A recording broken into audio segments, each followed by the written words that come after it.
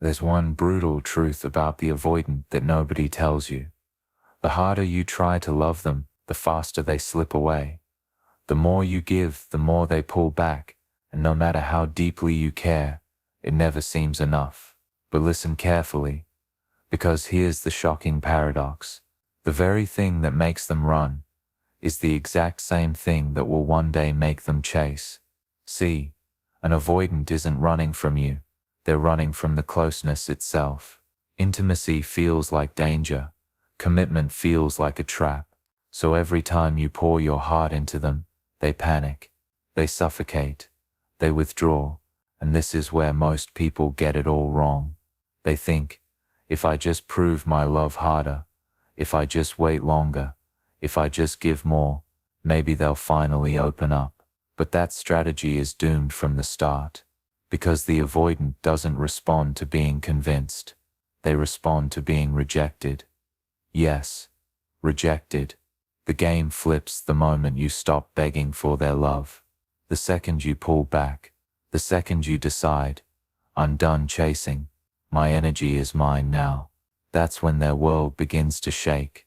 That's when the person who once feared losing freedom suddenly fears losing you. And when that fear takes over, the avoidant who once ran from your love will return, desperate to win it back. This is the secret power no one talks about. Not manipulation, not games, but the raw psychology that makes the avoidant beg for what they once rejected. Stay with me, because in this video, I'm going to break down exactly why this happens, and how to flip the dynamic forever. Think about this.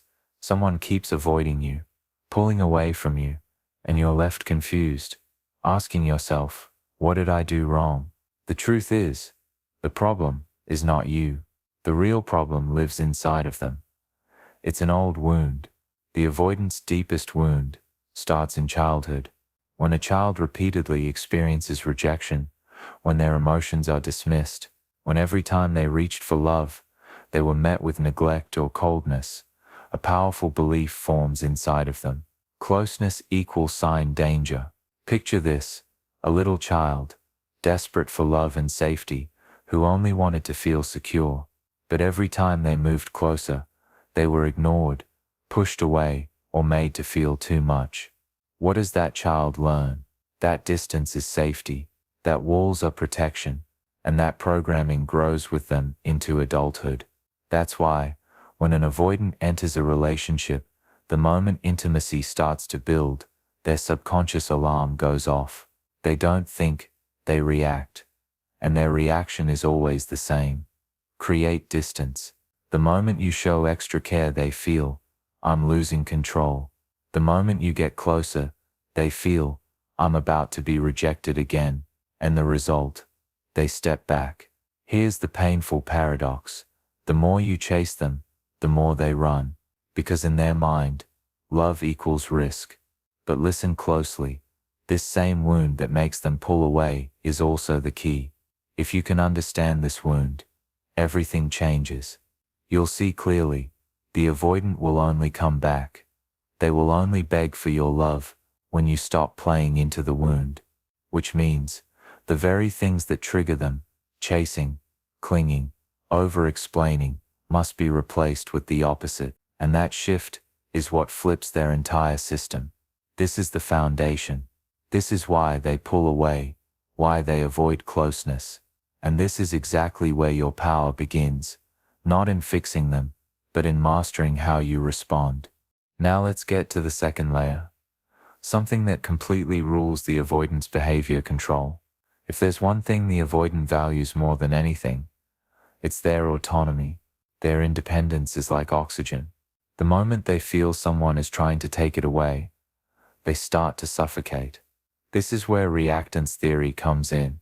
In psychology, reactance means whenever a person feels their freedom is being threatened, they instinctively push back, even if what you're offering is good for them. Even if it's love, the very feeling of losing control flips a survival switch inside them. Think about it. The moment you chase them, text them 10 times, beg for reassurance, their brain screams, I'm trapped. The moment you ask, Why are you ignoring me? Why don't you love me the way I love you? They hear, you're trying to control me, and what do? They run, they pull back harder, they create distance not because they hate you, but because they need to feel free. Here's the paradox. The more you try to close the gap, the more they widen it. You think closeness will fix things, but for the avoidant, closeness feels like danger, a threat to their control. So what's the secret? You have to flip the script. Instead of chasing, you create space. Instead of clinging, you pull back. Instead of fighting for their attention, you give them the one thing their nervous system is starving for: freedom. And here's the irony. The moment you stop trying to control the outcome, the avoidance starts to feel safe around you. Safe enough to lower their walls, safe enough to move closer, on their terms. Because at the end of the day, control is their illusion. They want to believe they're choosing you freely, not being forced into love. And when you respect that need for autonomy, something powerful happens. The very person who once resisted you starts leaning toward you. This is how you trigger the shift. Not by chasing, but by stepping back. Not by demanding, but by embodying calm, grounded freedom. That's when the avoidant, for the first time, feels the pull to come closer, not to run away. Here's the paradox nobody tells you. The avoidant doesn't chase when you run after them. They chase when you stop. Let's break this down. Every human has an attachment system. It's like an internal alarm that gets triggered when there's a risk of losing someone important. For the avoidant, that system stays dormant as long as they feel you're always available, always waiting, always chasing. Why? Because deep down they believe, I don't need to fight for this, it's already mine. But the second you step back, the second you stop begging, stop texting, stop over-explaining, something shifts. Suddenly, their subconscious panics. Wait, am I losing them? What if they actually move on? What if my freedom means emptiness? This is the activation moment. When you detach, you flip their script. The fear of closeness gets replaced by the fear of loss, and that's the one fear stronger than their need for control. Think about it. When you're silent, they start to notice your absence. When you focus on your own life, they start to wonder where your energy went. When you give them space instead of chasing, their brain, wired by the same survival instincts as yours, kicks in and says, I might lose something valuable. That's when the avoidant begins to reverse. They don't just stop running, they start coming closer. They may test the waters with small texts, subtle calls, or little bids for your attention, but make no mistake, the shift happened because you stopped feeding their resistance. And here lies the secret hidden in your title. Do this and watch the avoidant beg for your love. The do this isn't about tricks, manipulation, or games. It's about stepping back with strength. It's about reclaiming your own energy, so that the avoidant finally feels the weight of losing you. When you embody this calm detachment, their walls don't just lower, they crumble. Because for the first time, they're not running from pressure. They're running back to you, terrified of losing the very love they once pushed away. That's the paradox. That's the reversal. The moment you finally do the one thing avoidants never expect, when you stop chasing, when you withdraw your emotional energy, their system reacts in a way they can't control. This is the panic phase, and it's the first sign that your do this strategy is working. At first it starts subtly, a text out of the blue, a random call, even messages through mutual friends. On the surface it may look casual, but underneath their mind is racing. Their internal system, trained to maintain control and emotional distance, suddenly detects real loss, and the panic sets in. Why? Because for an avoidant, control isn't just a preference, it's survival. They've spent their lives avoiding vulnerability, convincing themselves that distance equals safety. But when you step back and remove yourself from their orbit, that illusion shatters. Suddenly, they face the terrifying possibility that they could lose you permanently, and their attachment system, long dormant, fires up in full force. The panic manifests in frantic attempts to re-establish contact, multiple calls, texts at unusual hours, messages sent through friends, even sudden drop-ins. Every attempt is a test. Are you still there? Are you still under my influence? They are scrambling to regain what they assume is slipping away. Alongside this frantic behavior comes a rush of anxiety and internal fear, sleep disturbances, racing thoughts, obsession over your reactions, all signals that their emotional control is cracking. And the irony, the very person who once acted indifferent, detached, and too cool to care now feels desperate at the idea of losing the connection they took for granted. During this phase, you may notice promises and excuses flooding your way. I didn't mean it. I've changed. Their ego and pride, normally so tightly guarded, temporarily collapse. They are forced to confront the emotional reality they've avoided their whole life, the fear of abandonment, the need for validation, and the realization that you are no longer guaranteed to be there. This panic is intense, and it's real. It's the first domino in the sequence that leads them toward the pursuit phase. The key: your consistency. Don't respond impulsively. Don't chase back. Stay steady, detached, and emotionally unavailable. Every second you hold your ground amplifies the internal pressure in their system, setting the stage for the next inevitable step, them chasing you, finally experiencing the emotional intensity they once refused to give. After the panic phase hits its peak, if they realize the loss is real and permanent, something fascinating happens. The avoidant begins to chase. This is the pursuit phase, where the very person who once pulled away starts to lean in, often with surprising intensity.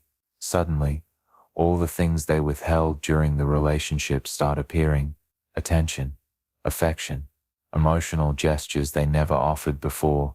It's as if a switch flips, and the walls they meticulously built around their emotions crumble.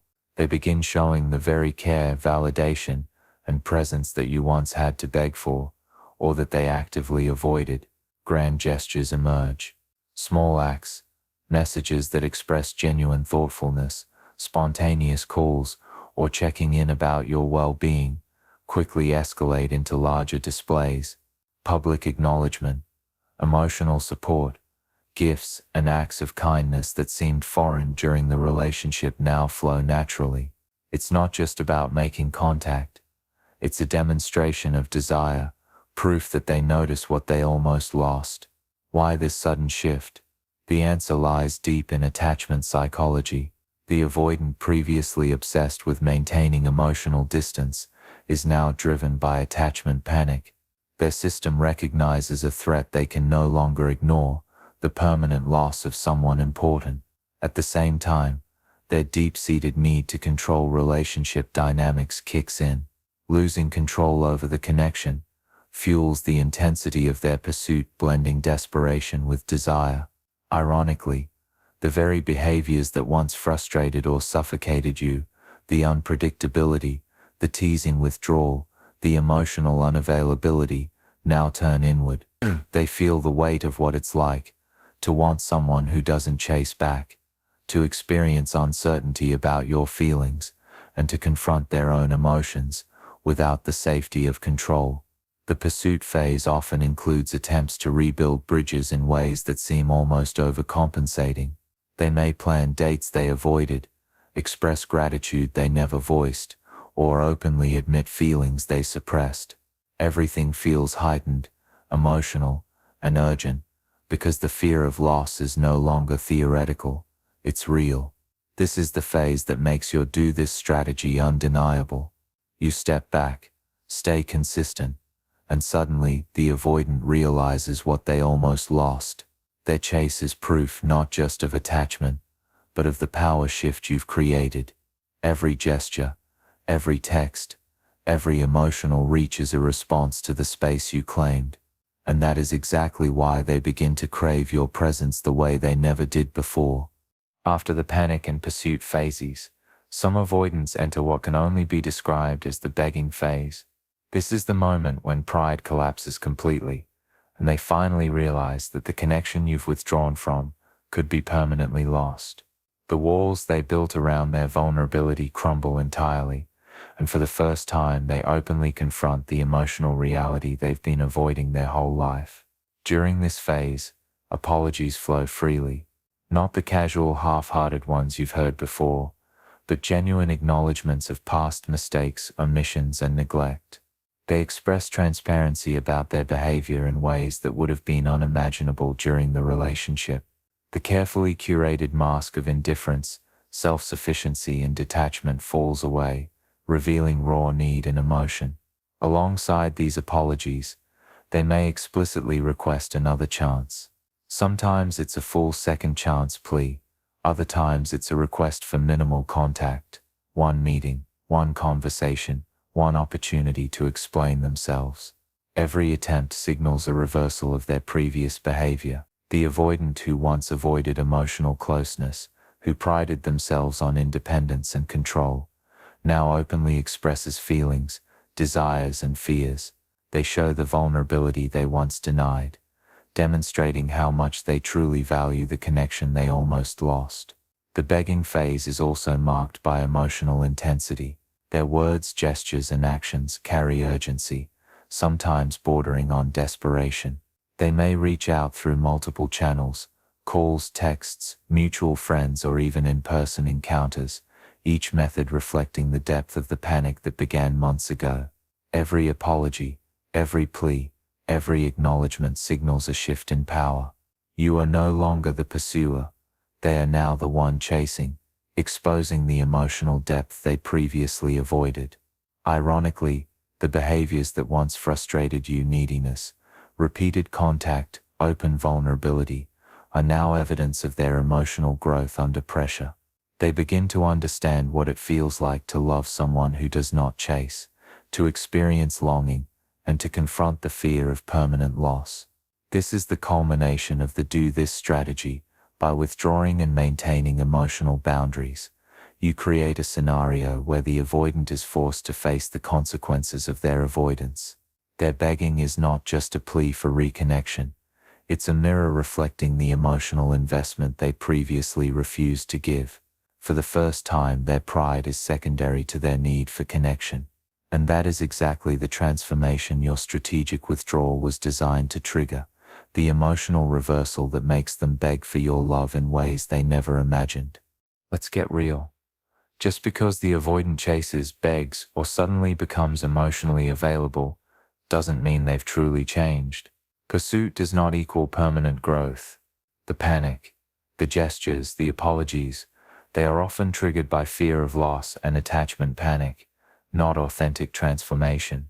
Understanding this is crucial to protect yourself from false hope and emotional manipulation. This is why the ultimate power lies not in controlling them or testing them, but in genuine rejection grounded in self-respect.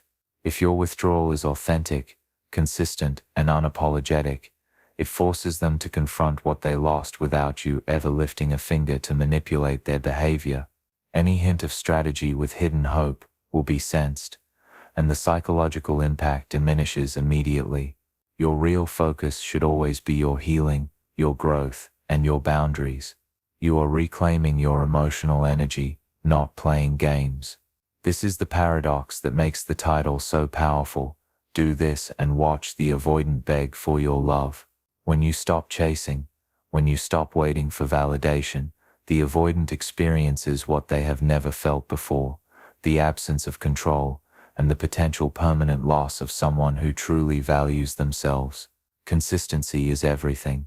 The most impactful results happen when your rejection is sustained over weeks, months, or even longer. Your life continues forward, full of purpose, joy, and growth, and their reactions, panic, pursuit, or begging, are only secondary. Remember, the ultimate victory is your sovereignty over your own emotions. You are no longer held hostage by someone who avoided emotional closeness. You've reclaimed your power. You've proven that your love, respect, and presence cannot be taken for granted, and that in itself is irresistible.